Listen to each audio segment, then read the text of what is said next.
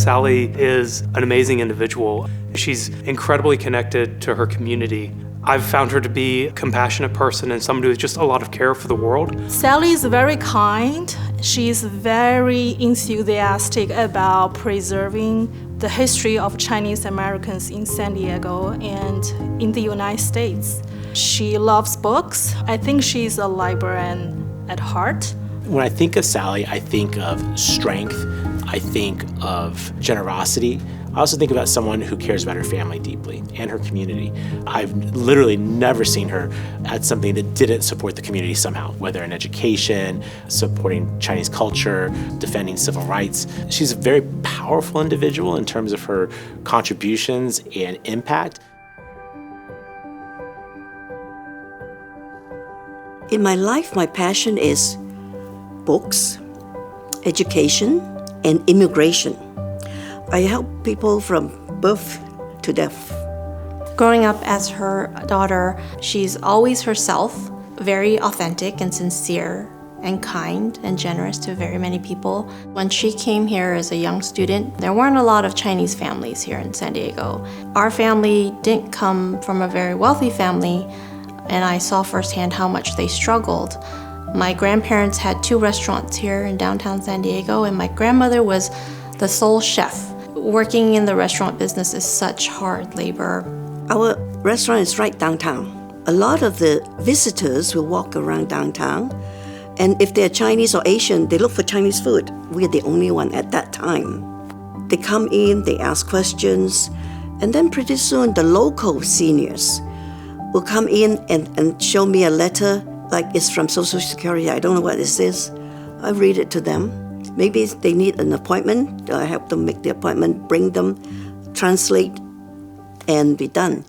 So words got around that if you don't know your paper, go and ask Sally. My father's little restaurant is like a social service center. Every day there'll be someone bringing letters to fill or help them write a letter too. I enjoyed that very much. So she saw how much other Chinese immigrants also struggled here with the language, learning to adapt to American culture and customs, and just a lack of support in the community. She really wanted to help solve those problems. I've seen her create and support so many different Chinese organizations here in San Diego. She co-founded the Chinese Historical Museum in downtown. She was the first president of the Chinese Consolidated Benevolent Association. She continued the legacy and the work of the Chinese School of San Diego.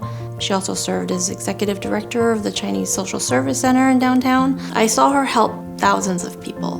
She's a connector. She has brought so many people to UC San Diego, and she's helped me connect with people in San Diego and frankly across the world. I was so excited when Sally brought her vision to bring the Chinese News and We Chinese magazine to the UC San Diego Library. These are both publications that started in San Diego and tell the story of the Chinese community in San Diego. And they're unique. Nobody else in the world has these publications. And in fact, no library had collected these materials. Sally's husband, Dennis Avery, was a student at Cambridge many years ago at Trinity Hall. And through their foundation, Sally and Dennis have given extraordinary transformational support to students and to scholarship here in Cambridge.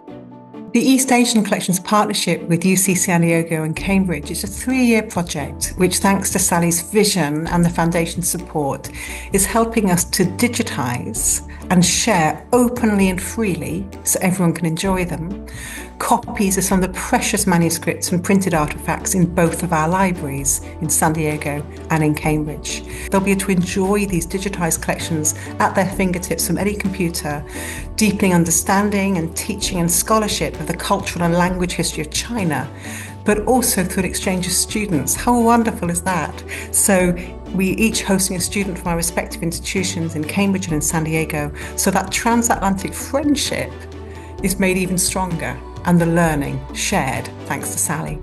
It is very important to have a supporter like Sally to help us preserve historical materials, and providing access to these materials will allow researchers to cover new insights, make connections across disciplines, and contribute to our knowledge. I wanted UCSD to be a library of the world. Sally's generosity to create the Natasha Wong Endowment to support East Asia collections at UC San Diego has been just a game-changing gift for our library. And it takes somebody who is an educator, a lawyer, and a community-centered philanthropist to make that happen. She also had a big role in the Chinese community continuing the Chinese school of San Diego, which is the oldest Chinese school, teaching both Cantonese and Mandarin. And it was really important to her to make sure that the children and the future generations in San Diego had an opportunity to learn about their culture, their traditions. That coincides with her love for UC San Diego. She's a proud Triton, and she tells everyone and anywhere she goes that she went to UC San Diego.